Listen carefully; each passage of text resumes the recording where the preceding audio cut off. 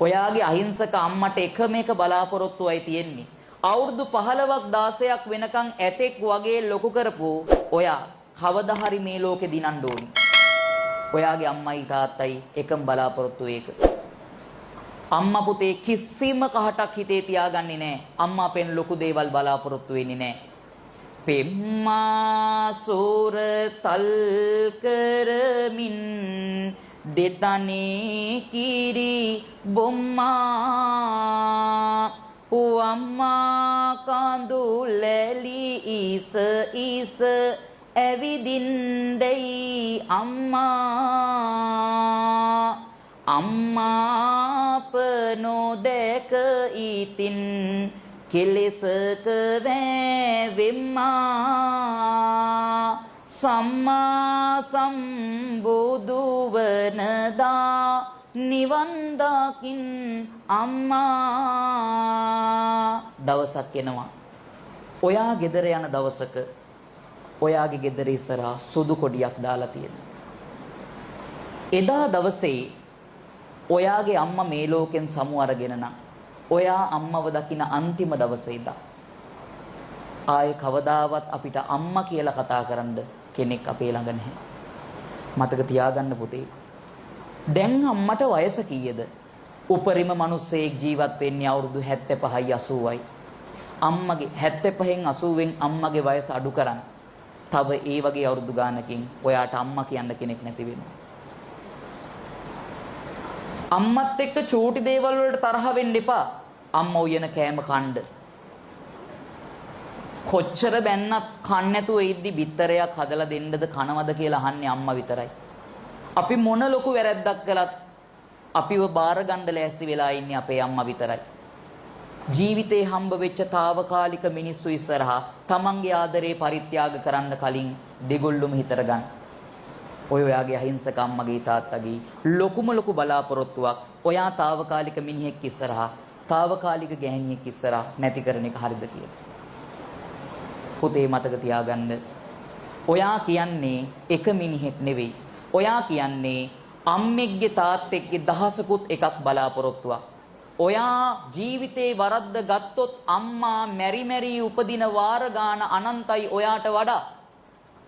ඔයා වැරදි පාරක ගියොත් අම්මා අනන්තවත්ව පුතේ දුක් විඳිනවා. හිරේ ගියපු මිනිස්සුන්ගේ අවසන් වචන ටික අහලා තියෙනවද? අවසාන මොහොත මාගේ පෝරකය පේනමානේ පෙනේවි රූපේ ඔබගේ මෙවි මෙවි මාගේ අම්මව මතක් වෙන්නේ අපිට අන්තිම මොහොතේ. తాවකාලික මිනිස්සුන්ට ජීවිතේ පූජා කරන්න කලින් හීන කැප කරන්න කලින් මතක තියාගන්න. අම්මා බලන් ඉන්නවා ඔයා දිනනකම්.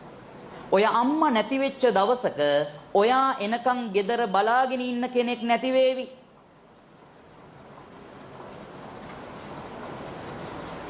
මතක තියාගන්න පුතේ. අම්මා කියන්නේ අපේ ලෝකය.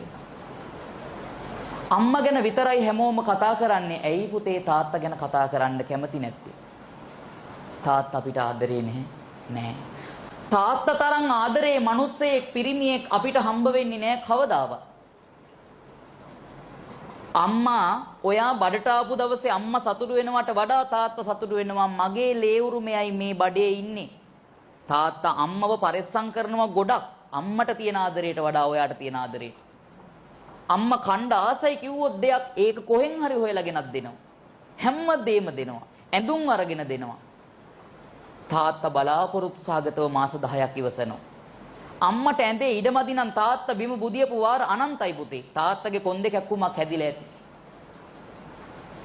එහෙව් අපි වෙනුවෙන් කැපකිරීමක් කරපු තාත්තගේ දැන් රූපේ බලන්න මේ වගේ ලස්සනටපු තාත්තගේ දැන් පුතේ අත් දෙකේ කරගට ගෙදර ගිහින් තාත්තගේ අත් දෙක අල්ලපන්. අල්ලලා බලපන් දන ගහලා වැඳපන් තාත්තගේ කකුල් දෙක අල්ලලා බලපන්. කකුල් පැලිලා අත් දෙකේ කරගට උඹ වෙනුවෙන් මහන්සි වෙලා. තාත්තා ගන්න පඩිය ගෙදර වියදමට මදි. මොන තරම් ලෝකෙ මිනිස්සු ඉස්සරහා දන ගගහ වැඳ වැටිලා ගෙදරට සිංහේ කුණු තාත්තා පීචං වෙන වැද්ද. අපේ පවුල නඩත්තු කරන්න. මතක තියාගන්න. ඒ මිනිස්සයාගේ හීනත් එක්ක සෙල්ලම් කරන්න එපා. තාත්තලා අපි ඉපදෙනකොට පුතේ අර අම්මා අතන වේදනාව දරමින් අපිව බිහි කරනකොට තාත්තා මෙහි පිච්චි පිච්චි මෙරි මෙරි උපදිනවා දෙන්නෙක් ගැන හිතලා. බිරිඳයි ළමයයි දෙන්නම ගැන හිතනවා. තාත්තා ඉච්චර ලොකු වේදනාවක් හිතේ හිර කරගන්නවා. ඔයා විපදුනාට පස්සේ තාත්තා ආදරෙන් තුරුළු කරගෙන ඔයාගේ මූණ ඉබිනෝ. එදා ඉදන් අපි තාත්තට ආදරය කරනවා. තාත්තා ටික ටික යනකොට ලොකු වෙනකොට පුතේ තාත්තත් එක්ක සම්බන්ධ දුරස්. ඇයි ඒ? තාත්තා උදේ ගියා හවස එන්නේ අපි ගෙදර ඉන්නේ අම්මත් එක්කනේ. ඔයා ගෙදර එනකොට තාත්තා නිදි. ඔයා නිදාගෙන ඉන්නකොටමයි තාත්තා වැඩට යන්නේ. ඉතින් කොහෙද තාත්තට ආදරය කරන්න වෙලාව? පුතේ වෙලාවක් නැත්තේ උඹ හින්දා තාත්තා මහන්සි වෙන හින්දා. නැතුව තාත්තා ආදරේ නැති හින්දා නෙවෙයි. උඹ ගෙදර බුදියන් ඉන්න වෙලාවට තාත්තා හොරෙන් ඇවිල්ලා පුතේ උඹේ ඔළුව අතගාලා මූණ ඉඹලා යනවා ඇති. ඒ වාර අනන්තවත් ඇති. උඹ දන්නේ නැහැ. උඹ මුරණ්ඩු වෙනකොට තාත්තා උඹට පාරක් දෙකක් ගැහුවට තාත්තා හිතින් කොච්චර දුක් විඳිනවද? මම්මගේ කොල්ලට ඇයි ගැහුවේ? මම්මගේ කෙල්ලට ඇයි ගැහුවේ? පුතේ මොනවා හරි ඉල්ලපන්කෝ. ඒ වෙලාවේ සල්ලි නැති වුණොත් පස්සේ වෙලාවක හරි කොහෙන් හරි හොයලා ගෙනත් දෙනවා. ඒ තමයි තාත්තා. අපේ තාත්තා අපිට මහා වීරයෙක්. කොච්චර වේදනාවක් හිතේ තිබ්බත් දරුවෝන්ගේ පිටේ තමන්ගේ බර තියන්න කැමති නෑ. පුරුදු පාරේම අදත් යනවා. ඒත් වෙන ගමනක් පුතේ. හුඟක් අය මගේ පස්සේ එනවා. තනිව ආගිය මගේ. කවමදාවත් මගේ බර උඹේ කරේ තිබ්බේ නෑ පුතේ.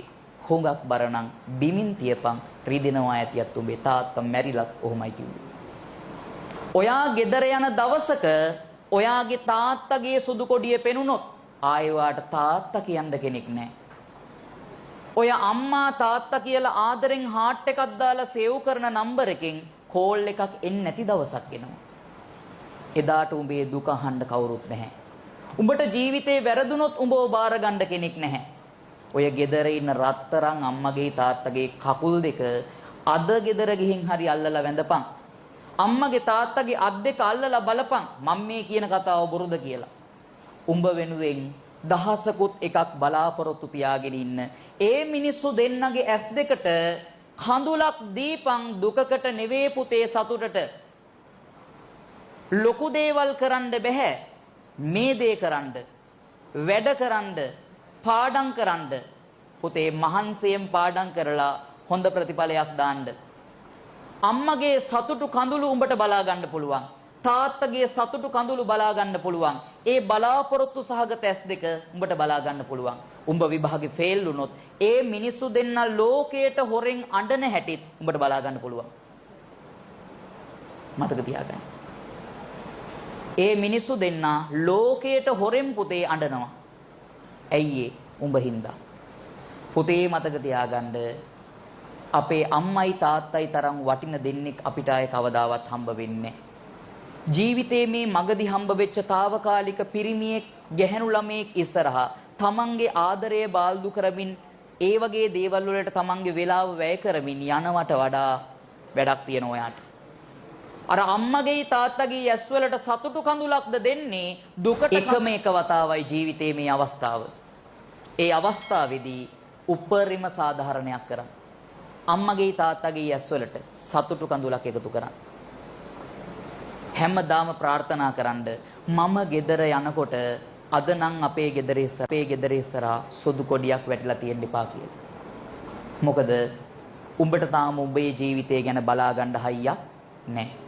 උඹත් එක්ක සදාකාලිකවම ඉන්නවා කියලා අත්වැල් අල්ලගත්ත එවුන් මගදී උඹව අතහැරලා යනකොට උපන්දා ඉඳන් උඹේ අත අල්ලගෙන මැරෙන මොහොතේ අවසන් හුස්ම හෙලන්නෙත් උඹේ අත අල්ලගෙන උඹේ අම්මයි තාත්තයි. ඒ අත කවදාවත් අතහරින්නේ නැහැ. අතහැරෙන්න දෙන්නත් එපා. මම දන්න යාළුවෙක් හිටියා. ඌ තාත්තා ගැන හිතුවේම හරි අවුල් විදිහට. තාත්තා කෝල් ගන්නකොට මූ කෝල් එක කට් කරනවා නිතර. ඇයි ඇහුවාම කරදරේ බං නිතර අහනවා. ඇයි කෑවද බිව්වද කින්ද මන්ද විස්තර අහනවා. මේ වැඩ ඉන්න ASCII මං නම් ගන්නෑ බං කෝල් එක කට් කරනවා. අපි කොච්චර කිව්වත් ඌ ගත්තේ නෑ. එක දවසක් වෙන නම්බර් එකකින් කෝල් එකක් ආවා. තාත්තා හොස්පිටල් එකේ ටක් ගාලා එන්න මූ යනකොට තාත්තා ඇක්සිඩන්ට් වෙලා මැරිලා. ඊට විනාඩි 15කට කලින් තාත්තා මැරෙන්න විනාඩි 15කට කලින් මූට කෝල් එකක් ගහලා ඒ කෝල් එක මූට මිස් වෙලා. එදා ඉඳන් ඒ යාළුවට කවදාවත් තාත්තගේ නම්බර් එකකින් කෝල් ආවේ නෑ. දැන් ඌ අද මැරි ඉපදෙනවා ජීවිතේ. මතක තියාගන්න. ගෙදරින් එළියට බැහැපන් අම්මට වැඳලා තාත්තට වැඳලා තරහ වෙන්නේ නැතුව. මොකද ඔය අපේ ජීවිත හරි අවිනිශ්චිතයි. හරි. ඒ හින්දා මේ කාරණාව හිතේ තියාගන්න. ලොකු හීනයක් දැන් තියෙනවා. මම වෛද්‍යවරයෙක් වෙනවද, මම ඉංජිනේරුවෙක් වෙනවද, මම කරුවෙක් වෙනවද, මම මොකෙක් වෙනවද කියලා තීරණය කරන්න කලින් එකම එක හීනයකට වැඩ කරපන්. මොකද්ද? මම මොන දේ කරත් මම දෙන්නේ අම්මගේ තාත්තගේ ඇස්වලට සතුටු කඳුළු විතරයි කියන හීනේ තියාගනි.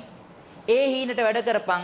උඹ මොන ස්ට්‍රීම් එකෙන් A level කරත් පොතේ කමක් නැහැ. අවුලක් නැහැ. හැබැයි මතක තියාගනින් ලෝකෙට වැඩක් තියෙන්නේ උගත් මිනිස්සුන්ට වඩා මනුස්සකම තියෙන මිනිස්සු. මනුස්සකම තියෙන මිනිස්සෙක් වයන් අම්මගේ තාත්තගේ ඇස්වලට සතුටු කඳුළු දෙන්න පුළුවන්.